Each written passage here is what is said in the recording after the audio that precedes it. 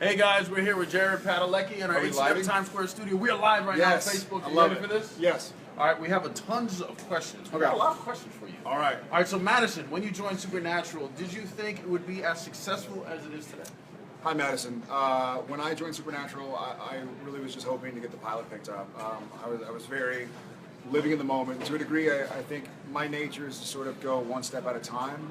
And so I was just trying to do the best job I could. I had done a few pilots that didn't get picked up. I was pretty sad about it, but I think third time was a charm, and luckily it was Supernatural. I decided to go. All right, this is from Rachel. You guys are famous for your fan photo shoots. What's the most memorable photo request a fan has made? Oh boy. There are several. One time a fan came up and she was from Japan, and it must have been lost in translation a little bit because she just came up and said, "Will you choke me?" I was like, "Oh, I'm sorry." And I kind of look around and there was a drawing of me choking, and I guess maybe it was a dare or something. I wasn't really able to ask what it meant. I didn't actually choke her, but I pretended to. I think maybe. I'm not sure what the context was. This is from Lauren. So many fans quote the show. Is there any dialogue or scene that you could still quote, or is it like cramming for a test where you forget the previous one the next day it's gone? I still, to a degree, remember the Latin exorcism, which is funny because I took Latin in school to try and do better on my SATs, and I was certain that I would never use it in life. Okay, break it through. Come on. All right. Exortit zamus te, omnis immunis spiritus, omnis satanic potestas, omnis incursio infernalis adversarii, omnis legio, omnis congregatio, et secta diabolica. I'm not going to finish it because I don't want to exercise them completely. Everybody made fun of me for taking Latin in high school, and I actually use it on a regular basis. That's pretty amazing. Hey. All right, Ayana, if you could bring back any character, who would it be? Ooh. I would bring back my lovely wife, who happens to be sitting with us, Ruby. If I could bring anybody back, I could have my one and only on set with me. So, easy answer. All right, Naomi, what is the best thing about working with Jensen? Oh God, I think Naomi, the best thing about working with Jensen is he makes me feel tall. Just kidding. Thank you. I think the best thing about working with Jensen is I trust him. I've known him for so long. And he and I are more than just kind of co-stars these days. Our wives are friends. Our kids go to the same school, and they're friends. And there's just a bit of comfort and there's an amount of trust I have with him that I'm able to just delve into a scene and not worry about what the other person's doing. I know he shows up. He's a consummate professional. Shows up ready to work, and we're able to kind of have fun with what we do.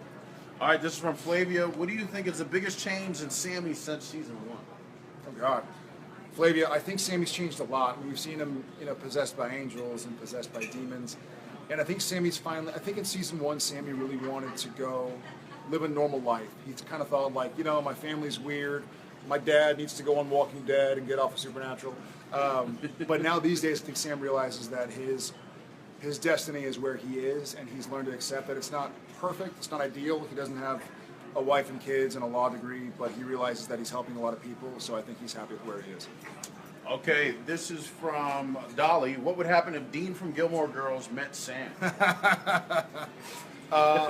If Dean from Gilmore Girls met Sam, I think Sam would probably beat his ass, beat him up. I probably shouldn't say the ASS word. I think Sammy's a lot tougher than Dean from Gilmore Girls. But I think Dean from Gilmore Girls was a nice enough guy, so he'd probably just shake his hand and be like, "I like your hair," and walk away. All right, Jamie. This is from Jamie. Yeah. If you ever had to face one of the monsters in the show in real life, which one would you go up against? All right.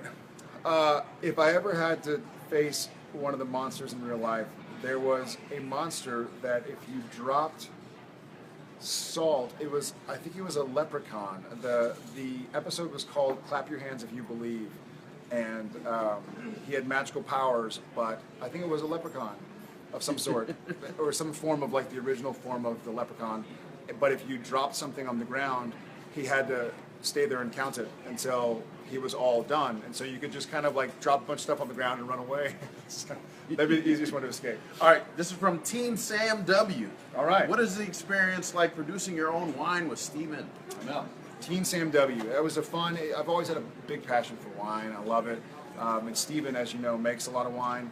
And so he came to me and he was like, "Hey, I'd love to do something. I know you're a wine drinker and a wine fan, and if you want to kind of come up with some tastes and think of what kind of wine you would like to be involved in the creation of, then let me know. And I was like, well, I like bubbly, I like Chardonnay, and so we worked with some friends and had some different taste testing and taste styling and figured out what grapes we wanted, what kind of vintage we wanted, and it was neat.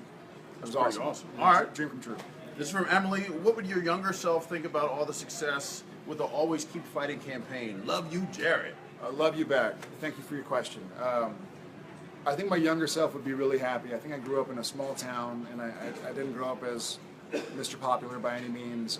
I was sort of shy and scared of being in the public eye, which is why I maybe found my comfort playing other characters or other variations of me, because I didn't really know who I was yet. So I think the younger self would probably be proud of who I am now, that I've been able to be honest with people and be honest about who I am and what goes on behind the scenes. All right, this is from Alexis. She wants to say, Alexis says, thanks for having a Q&A on her birthday. Happy birthday. That's why we're doing it, Alexis. My question is, what did you and Jensen dress up for Halloween this year, or were you too busy? All right, so I'm funny. So I've kind of become, as an adult, I loved Halloween as a kid. I've kind of become like a Halloween Grinch. Just because I wear a costume and makeup every day, so the last thing I want to do on my day off is like wear a costume and makeup. But my wife, ever since we had kids, has convinced me to kind of like, I'm always like, I'll stay at home with the candy and I'll hand it out. She's like, no, the boys want to walk around with you. I need your help. So this year I was a skeleton from Day of the Dead, as was my wife. We were the male-female skeleton versions. Oh, cool. Yeah, and then Jensen was a cowboy. All right, this is from Clara. Favorite song or music of the moment?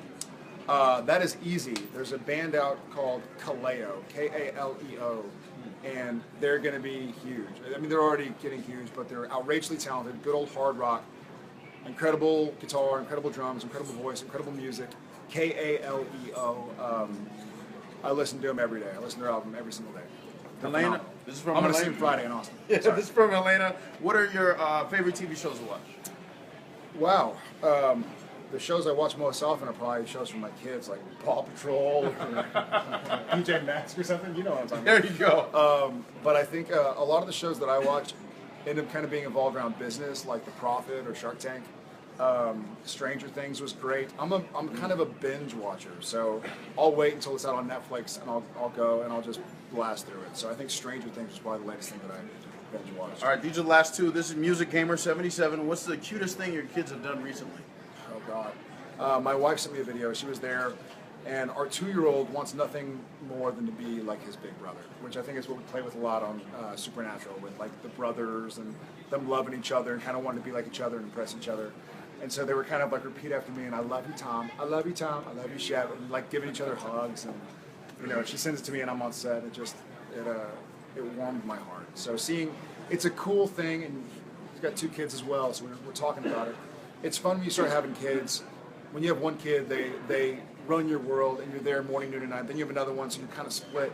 And when they get to the age where they start having secrets, and when they start having hobbies together, it's forget about it. And you look at these things, and you're like, they're playing with each other, and they're like telling secrets at each other, and like laughing at daddy and mommy, and like playing, and it's just the coolest. Like that's how I grew up. So. All right, K113, your funniest moment filming season 12 so far. Funniest moments filming season 12. All right, the funniest moment that I feel like filming season 12 is actually, there have been a lot of kind of comical moments that I've laughed on set, whether it's pranking Misha or Mark Shepard or whatever the situation may be. But I feel like the funniest moments that have happened so far as a show have been episode 11. We're doing it right now. And it's kind of a throwback to an episode called Yellow Fever, where Dean finds himself in a funny situation where he's just not quite acting like himself. And so the combination of Sam and Dean, with all they've been through, the way they're communicating, or their lack of communication, I guess, is something that we're trying not to laugh at while we're filming. So I think you guys will like it. All right, and is there anything that you can tell the Facebook Live group about what's going on in the new season? What kind of scoop? Yeah, we for those who haven't seen the first couple episodes, we're kind of going back to the smaller storylines, almost like season 1. You know, we had last year with God and the Darkness and Lucifer, and we've gone big. We've had the Apocalypse. We've done everything in 250 episodes. But now we're going back to almost what made me fall in love with the show in the first place. We're going back to family and loyalty and sacrifice and discipline and friendship. and a lot of the stuff that kind of attracted me to the show in the first place. It's scary, it's dark, and we're keeping it simple. We're going back to simple. We've gone so big, and you guys, because y'all have been there for us, we've had the ability to do that and trust that y'all, we're going to have our backs. So thank you, and now we're going back to simple. Guys, thank you for hanging us. We're at Facebook Live. Make sure you watch Supernatural. Thursdays, 9 o'clock. And the Giants are the best team in the NFL. After the Cowboys. After the Giants are the best team in the NFL. Yes. Giants are the Yes. best. I'm seeing a Cowboy fan. Giants. There's no Cowboys fans. Love y'all guys. None. Ciao.